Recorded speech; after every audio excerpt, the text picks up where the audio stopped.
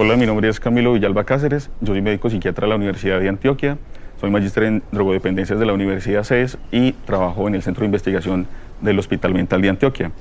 El día de hoy vamos a hablar de los trastornos relacionados con el estrés. Para empezar, es importante aclarar que el concepto de estrés ha evolucionado durante las últimas décadas desde una reacción a un evento estresante o a un peligro en el que la persona podía huir o enfrentar ese peligro. Posteriormente, se consideró que era un síndrome más complejo que podía tener como algunas fases en las que la persona, además de tener una respuesta, iba a intentar tener una adaptación.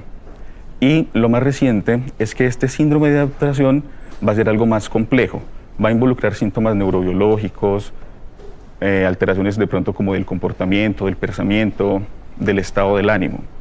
En general, para los trastornos de los que vamos a hablar el día de hoy, vamos a considerar que el estrés es una capacidad adquirida del ser humano de una forma evolutiva que le permite responder desde la parte del pensamiento, desde la parte física, desde la parte neurobiológica, desde la parte de las emociones, a un factor que va a generar un cambio importante en su funcionamiento. Y este cambio lo que va a buscar es tratar de buscar que el individuo mantenga su integridad. El trauma, por el contrario, va a tener algo de relación con el estrés. Sin embargo, va a ser un cambio tan grande que pone en riesgo la vida de la persona. Puede ser una alteración tan severa que compromete o la vida o su bienestar, que puede ser mental o físico. Puede ser causado en el mismo individuo que sufre del trastorno o al que fue sometido otra persona. El impacto psicológico es tan grande que las personas que están o que son víctimas del estrés van a tener una reacción en la que se van a sentir como que ya no tienen esperanza, que son indefensos totalmente. Y puede alterar la funcionalidad o el funcionamiento del individuo de una forma tan grande que puede que no se recupere a lo largo de toda la vida. Algunas consideraciones han hecho como sentir o interpretarlo de una forma como una herida en la mente que va a causar una cicatriz que podría no ser reversible. Los trastornos relacionados con el estrés de los que vamos a hablar son el trastorno por estrés agudo, el trastorno de estrés postraumático y los trastornos adaptativos. Todos tienen en común que requieren de un evento desencadenante para que se vayan a producir y además que la respuesta que se produce no es una respuesta normal, no es una respuesta sana. El primero de los que vamos a hablar es el trastorno de estrés agudo. Vamos a revisar los criterios para poder entender un poquito, para poderlo identificar, y estos mismos criterios los vamos a extrapolar más adelante al trastorno de estrés postraumático. En los criterios diagnósticos se describe que la persona tiene que estar expuesta o tener una amenaza de muerte, una lesión severa o violencia sexual, que va a tener una respuesta como intrusiva. La persona va a estar pensando constantemente en eso que le pasó. Ese es uno de los síntomas más importantes. Puede incluso alterar los sueños, pesadillas con los mismos eventos. La persona además va a tratar de evitar, dentro de lo posible, hablar del tema, estar en la misma situación, evitar a las personas que tenían que ver con la situación estresante que vivió.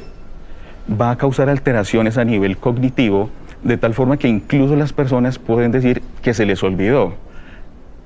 Puede que no sea tan frecuente, pero muchas veces podemos conocer personas que después de una catástrofe, después de una violación, van a decir que no recuerdan qué fue lo que pasó. Y eso es lo que se llama una amnesia disociativa. Es una respuesta del cuerpo en la que su parte cognitiva bloqueó totalmente el evento, como un mecanismo para tratar de no sufrir. Y la respuesta afectiva, las emociones son negativas. Va a ser sobre todo depresión, tristeza, vergüenza, culpa. Estos cambios van a alterar una forma del estado de conciencia o de la alerta de la persona. Entonces la persona puede decir que tiene problemas de sueño, que no se concentra, que tiene dificultades de aprendizaje. Por lo general dura entre 3 días y 30 días, que es la diferencia más importante con el trastorno de estrés postraumático, que va a durar más de 30 días. Y estas alteraciones se consideran que son clínicamente significativas, es más allá de una respuesta normal. Lo ideal en el trastorno de estrés agudo es dar una intervención temprana. ¿Por qué? Porque estas personas lo que van a necesitar es disminuir la cantidad de síntomas para que no se produzca una consecuencia a largo plazo. Hay que facilitar que la persona pueda hablar del tema, hay que permitirle que se sienta en un ambiente seguro. Es muy importante no obligar a la persona a hablar de lo que no quiere hablar. Y si se le pregunta, si llega a la consulta, si busca hablar con el psicólogo, con el enfermero, con cualquier profesional de salud, lo ideal es que no se le indague tanto como a modo de chisme, sino que se permita hablar de lo que quiere hablar, porque entre más se pregunte de lo que no quiere hablar, se van a reforzar los síntomas negativos, va a ser como revivir esa experiencia negativa. Es importante que pueda expresar sus preguntas, sus inquietudes acerca de lo que le pasó. Y hay que enseñar técnicas para manejar el estrés. Es importante hablarle desde el punto de vista de que esa reacción que está teniendo puede ser totalmente normal para cualquier persona que haya vivido un evento traumático como ese. Dentro de la intervención temprana puede requerir varios componentes. Lo ideal es que un equipo multidisciplinario sea el que dé este tratamiento. Es muy difícil que una persona en menos de 30 días después de un evento traumático vaya a llegar a una consulta de psiquiatría. Entonces, por lo general, la atención la va a hacer o el médico general, o el psicólogo, o el enfermero. Hay que tratar cualquier alteración física o psicológica que esté relacionada. Muy frecuente con el trastorno de estrés agudo pueden haber alteraciones secundarias a lesiones físicas, ¿cierto? Ya sea por una catástrofe o incluso un protocolo pues como de abuso sexual. La terapia más recomendada es la terapia cognitivo-conductual porque ha demostrado mejor respuesta. Los medicamentos más utilizados son los antidepresivos, inhibidores de recaptación de serotonina, antidepresivos duales, porque van de pronto enfocados como a tratar el síntoma, ya sea de la depresión o de la ansiedad, que vimos que son los síntomas de los más frecuentes en estos pacientes. Los antipsicóticos se dejarían para los casos en el que el paciente va a perder la conciencia pues como de realidad, que hay síntomas de alucinaciones, delirios, comportamientos desorganizados. En algunos casos pueden ser útiles para mejorar el sueño.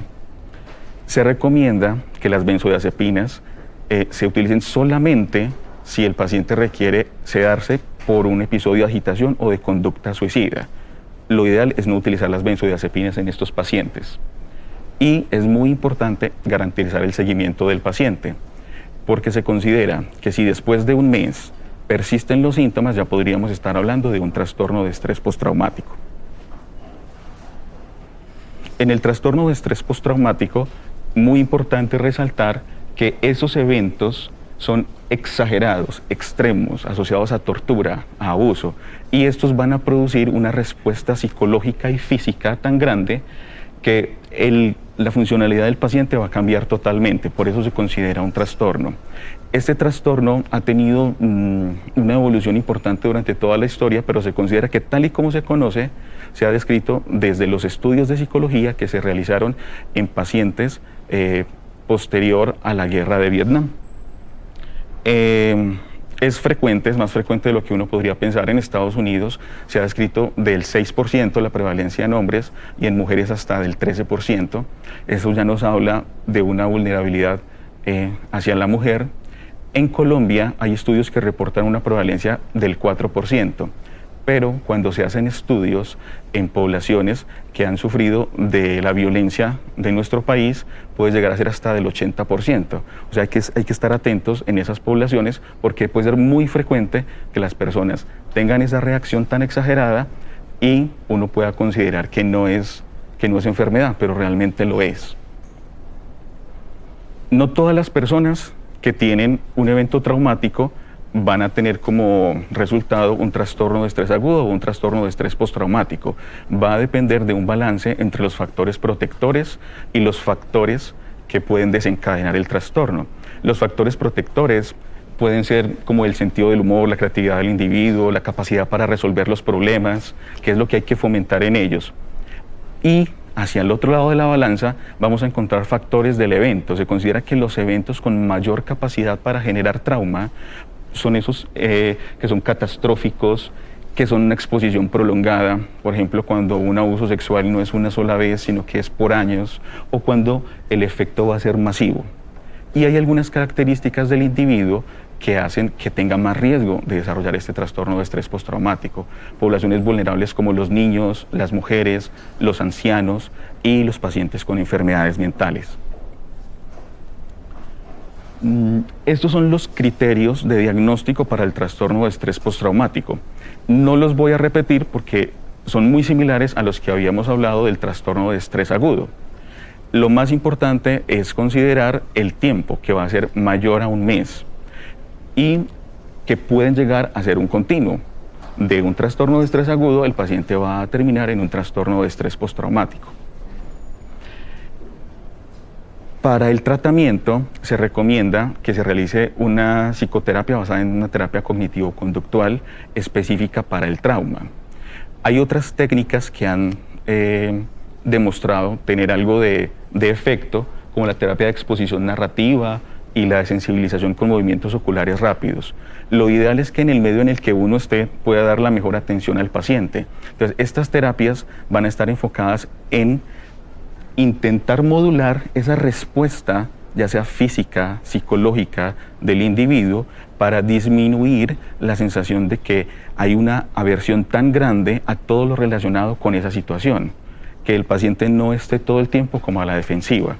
Y lo segundo que se quiere conseguir con estas terapias es que el paciente ya pueda como extinguir o eliminar esos recuerdos que son como tan intrusivos y pueda finalmente evitar, o no sería la mejor palabra, ¿cierto?, sino como abstenerse de esas conductas de miedo. No evitar, porque evitación podría ser lo que va a generar más este trastorno.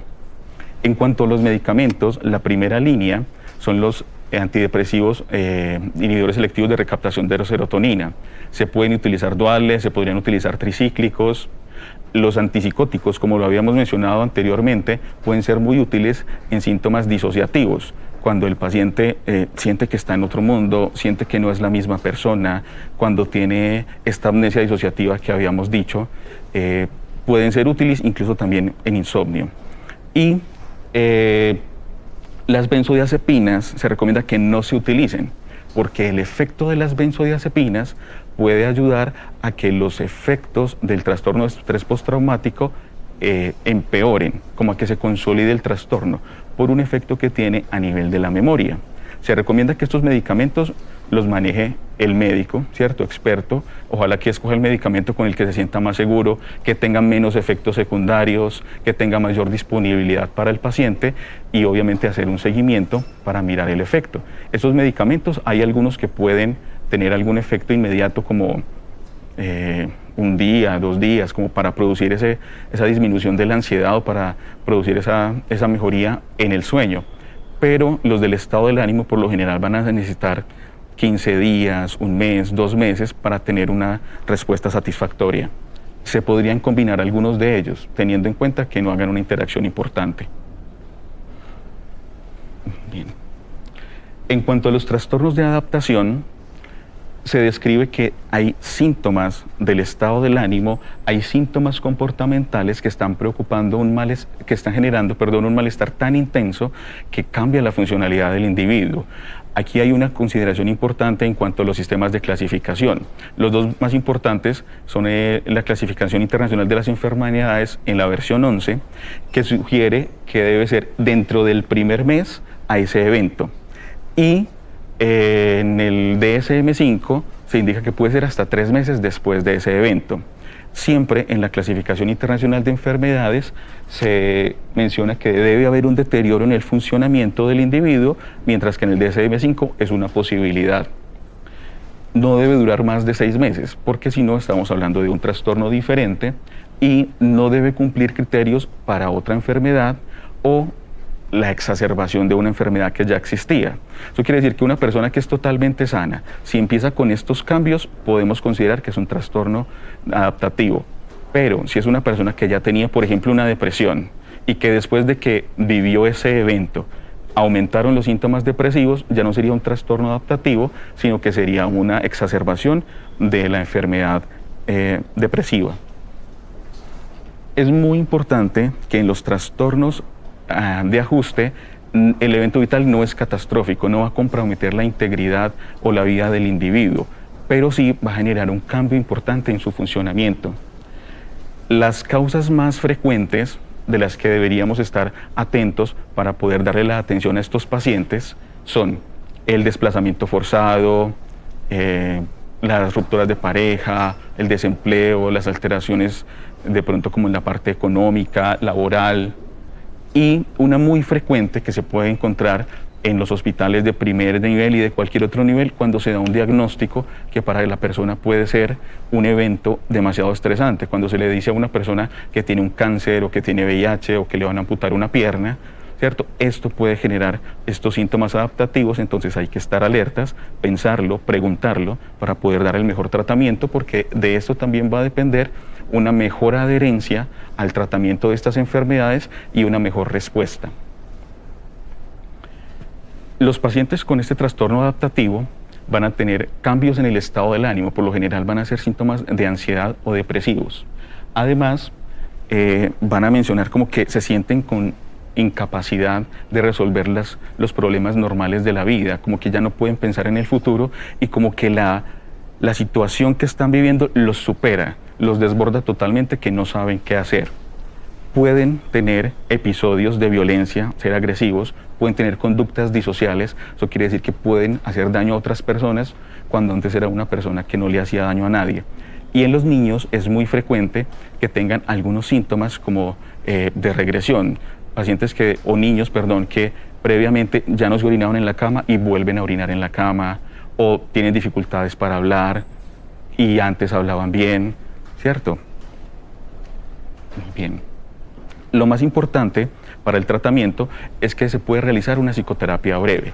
Hay 3 estrategias importantes dentro de la psicoterapia que son básicas y podrían ser aplicables en cualquier medio, las podría tratar de seguir el médico general, el psicólogo, la persona que está atendiendo al paciente. Primero hay que tratar de reducir la magnitud o la exposición al estresor o si es posible, eliminarla totalmente. ¿Cómo se puede hacer desde la parte de psicología? Una terapia de resolución de problemas. En cuanto a las medidas para facilitar la adaptación del individuo, se puede dar una psicoeducación. Es importante involucrar a otras personas, ¿cierto? Si ya a una persona le voy a decir que tiene cáncer, es importante saber si el esposo la está apoyando, ¿cierto? O si la mamá está con ese niño, quién va a estar acompañando en el proceso a la persona. Y hay que tratar de modificar esa respuesta de la persona hacia ese evento estresante. Podría ser de pronto con técnicas de relajación, buscar cosas positivas que hay en su vida y tratar de facilitar la expresión, que en la medida que sea posible cuente todo lo que siente, cuente todo lo que piensa, para poder también aclarar cosas que de pronto puedan ser catastróficas y que no sean reales. Los medicamentos en el trastorno adaptativo por lo generalmente no se utilizan, por lo generalmente no se necesita ningún medicamento, aunque hay estudios que demuestran que la etifoxina puede ser útil y también se pueden utilizar algunos antidepresivos. Ahora vamos a hablar de unos trastornos que no tienen que ver con el estrés, son trastornos que están relacionados con síntomas físicos. El principal es el trastorno de síntomas somáticos y esta clasificación se llama así, trastorno de síntomas somáticos y trastornos relacionados. En esta vamos a encontrar 3 características importantes de estos trastornos. El primero es que hay una alteración muy importante entre el individuo y algunos síntomas físicos. Aquí no vamos a hablar como de los síntomas mentales. La siguiente es que hay un factor psicosocial que es muy importante, ya sea que va a desencadenar, va a producir o va a mantener todos estos síntomas. Y la tercera es que, por lo general, en la mayoría de los casos no se encuentra ninguna explicación médica, fisiopatológica conocida que pueda dar la explicación a estos síntomas. Los trastornos de los que vamos a hablar es el trastorno de síntomas somáticos, el trastorno de ansiedad por enfermedad, el trastorno de conversión y los trastornos facticios. En cuanto al trastorno de síntomas somáticos, se ha descrito como una queja de uno o varios síntomas que producen una alteración que es significativa y un cambio en la funcionalidad del individuo, con una respuesta emocional que es excesiva, que es desbordada y que por lo general se puede producir más de 6 meses. Son pacientes que consultan con mucha frecuencia a la consulta externa de cualquier hospital, generalmente de primer nivel. El paciente que consulta con frecuencia porque le duele la cabeza, porque le duele la espalda, no le encuentran nada en los exámenes y consulta y consulta. Se considera que la etiología o que la causa de esto es un patrón mental del individuo que no se ha podido adaptar a esta situación. Hay una percepción alterada de lo que siente, magnifica, siente que algo es demasiado grande y le pone total atención a esto. Puede ser un dolor de espalda leve, pero dentro de su forma de sentirlo se va a convertir en algo demasiado grande. Por lo general consultan a varios médicos. Como les están diciendo que no encuentran una alteración, como que al examen físico no encuentran algo que sugiera alguna enfermedad, buscan muchas opiniones. Buscan al médico, buscan al especialista, pagan consultas. Esa queja o estas quejas van a producir un impacto muy grande en la vida y va a tener un deterioro ya sea a nivel de pareja, social, ¿cierto?, laboral. Se va a asociar a unos pensamientos, unas emociones y unos comportamientos dirigidos a calmar o a buscar la explicación de esos síntomas. Van a ser tan excesivos, ¿cierto?, que puede gastar todo el dinero que tiene en pagar esas consultas, en pagar esos exámenes adicionales. Es muy importante aclarar que el paciente no está fingiendo los síntomas, él no está creando los síntomas le están generando demasiado malestar, no tienen una explicación física o médica en ese momento, pero le están generando demasiado malestar y empeora su malestar cuando les dicen que no tienen nada. Entonces es muy importante con estos pacientes no decirles que no tienen nada, se les dice que tienen esos síntomas, pero que afortunadamente no tienen una enfermedad grave que esté asociada a esos síntomas. Por lo general, no hay una relación clara entre lo que el paciente está comentando de su enfermedad y lo que se puede evaluar al examen físico, al examen mental. Si el paciente dice que tiene un dolor extremo en la rodilla, el paciente se puede ver caminando totalmente normal, corre, no se ve inflamada, no se ve roja, pero el paciente refiere que tiene un dolor exagerado. Bien. El tratamiento va a estar enfocado en calmar ese sufrimiento del paciente. Es importante generar pensamientos, generar estados de ánimo o emociones o comportamientos diferentes a las que están reforzando esa conducta de enfermedad. Es importante no cuestionar al paciente sobre la validez de esos síntomas. Entonces es muy importante evitar al paciente decirle que no tiene nada, que deje de consultar, que se está haciendo, que él tiene de pronto la culpa de lo que le está pasando, que de pronto es por no ir a trabajar. Es importante dar unas metas acerca de la funcionalidad, que a pesar de esos síntomas pueda continuar con su vida totalmente normal. Dentro de la terapia psicológica, la más recomendada es la terapia cognitivo-conductual y los medicamentos más utilizados son los antidepresivos, inhibidores selectivos de recaptación de la serotonina, duales y tricíclicos. Algo muy importante para mencionar es que si los síntomas están asociados al dolor, los antidepresivos duales como la duloxetina y los antidepresivos tricíclicos como la amitriptilina pueden ser muy útiles ya que tienen un efecto modulador del dolor a nivel del cerebro y estos están disponibles para el manejo en un primer nivel. El segundo trastorno del que vamos a hablar es el trastorno de estrés asociado a la enfermedad. En este trastorno de estrés asociado a la enfermedad, el individuo va a amplificar de una forma tan grande su percepción sobre su enfermedad que va a estar hipervigilante. Toda señal que el cuerpo pueda manifestar de enfermedad va a ser interpretada de una forma catastrófica. Es el paciente más exagerado del mundo, lo que antes podía denominarse de pronto el paciente hipocondriaco. La respuesta va a generar una ansiedad tan grande que la persona con esa ansiedad va a sentir que empeoran los síntomas, va a sentirse como más estresado, más vigilante y esto va a ser como un círculo vicioso que va a alimentar todos estos síntomas. Generalmente se describe un evento vital que desencadena este suceso y hay una predisposición que se ha descrito como una hiperactivación de ese sistema de alerta del individuo. Esta hiperactivación puede ser causada desde la parte genética, desde la parte de funcionamiento cerebral o de experiencias que haya vivido. Por lo general, los desencadenantes más frecuentes son enfermedades en la niñez o después del diagnóstico de alguna enfermedad hacia el paciente o hacia algún familiar. Entonces es muy frecuente de pronto que a algún familiar de un paciente le diagnostican cáncer de pulmón. Entonces este paciente va a empezar con dolor en el pecho, tos, y va de pronto a meterse a la idea, ¿cierto?, de que va a tener de pronto un cáncer de pulmón. No quiere decir que él lo esté fingiendo, ¿cierto?, pero dentro de su respuesta emocional a este evento estresante, esa va a ser la forma de manifestarlo. Lo que más resalta del motivo de consulta es que tiene un miedo intenso a estar enfermo o está convencido de que tiene una enfermedad que es grave. La preocupación va a persistir a pesar de que todos los exámenes le salen buenos, de que todos los especialistas le dicen que está totalmente normal. Y se va a asociar a esos comportamientos excesivos en búsqueda de una respuesta diferente, en una búsqueda de pronto de que algo alivie ese malestar que le genera sentirse o saberse que está enfermo. Se considera que estos síntomas deben durar 6 meses o más para poder hacer el diagnóstico. No quiere decir que durante los 6 meses siempre va a tener el mismo síntoma. Puede reportar síntomas diferentes durante los 6 meses y aún así cumple criterios para este diagnóstico.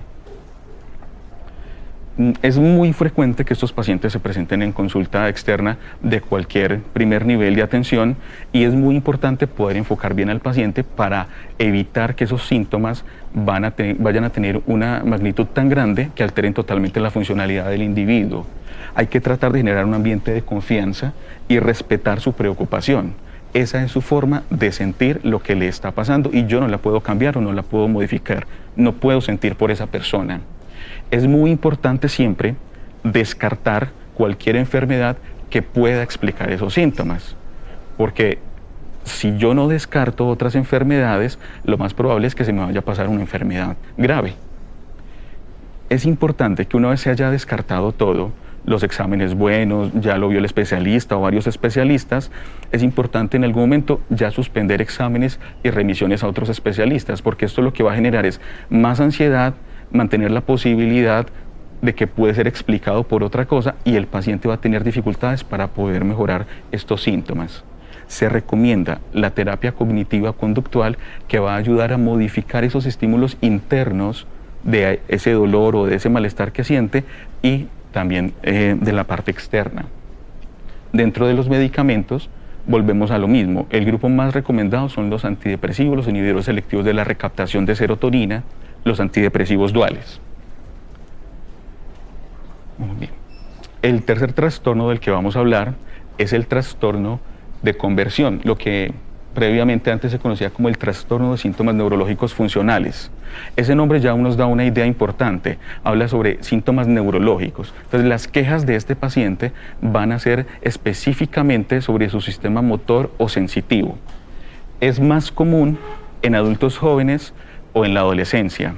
Es muy frecuente que se presente en personas que trabajan pues, como en áreas militares o en personas que hayan tenido accidentes o enfermedades laborales. Hay un factor sociocultural muy importante que es desencadenante o que va a mantener estos síntomas. El individuo tiene una predisposición a tener estos cambios y los cambios que se generan a nivel cerebral no van a cumplir criterios de una enfermedad mental, pero lo que cambia es la percepción del individuo de estos síntomas, de la capacidad para controlar totalmente su movimiento o la percepción de su dolor.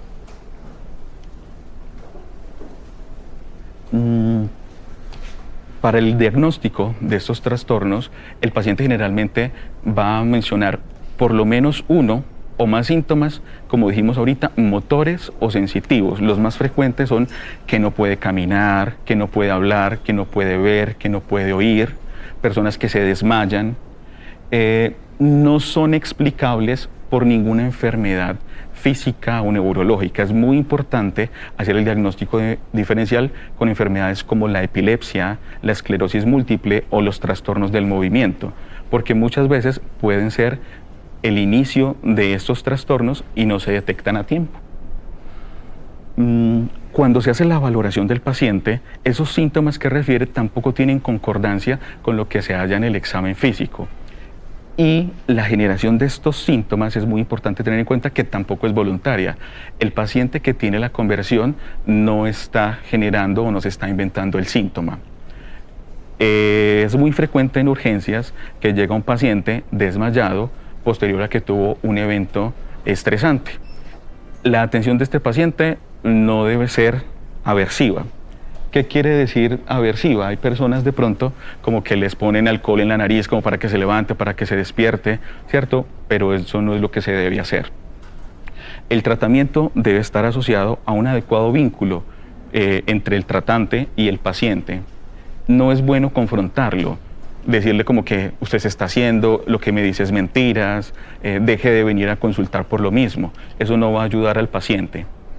La idea es hacer un programa basado en metas para poder resolver los síntomas, para poder llegar a una funcionalidad normal. En general, poder rehabilitar al paciente y que no tenga recaídas. Las terapias psicológicas más recomendadas son la terapia cognitivo-conductual, la psicodinámica, incluso la terapia familiar ha tenido pues buena evidencia. En cuanto a los medicamentos recomendados, el grupo más importante es el de los antidepresivos, inhibidores selectivos de la recaptación dual, inhibidores selectivos de la recaptación de serotonina, y van a estar enfocados en controlar esos síntomas de ansiedad y de depresión. Se puede recomendar terapia física en caso de que los pacientes tengan una queja que sea del sistema motor y puede ser útil. Para el tratamiento de los síntomas conversivos o del trastorno conversivo, es muy importante explicarle al paciente que a pesar de que no se encontró nada en todos los exámenes y en la valoración médica, sí está teniendo algunos síntomas y sí le están generando mucho malestar, que es posible con el tratamiento adecuado poder controlar estos síntomas y volver a la funcionalidad normal del paciente. La psicoeducación va a ser una herramienta muy importante porque si el paciente entiende qué es lo que le está pasando y acepta ese trastorno conversivo, tiene mejor respuesta a la psicoeducación y a la rehabilitación. Otro trastorno muy importante es el trastorno facticio. Algo muy importante de ese trastorno es que en ese trastorno el paciente sí crea el síntoma, va a crear un síntoma o va a aumentar un síntoma que tenía previamente. Puede ser físico o mental. La idea es que el paciente va a asumir el rol de enfermo y va a sentir cierta ganancia por sentir que es el enfermo. Puede ser porque las demás personas a su alrededor van a estar pendientes de él.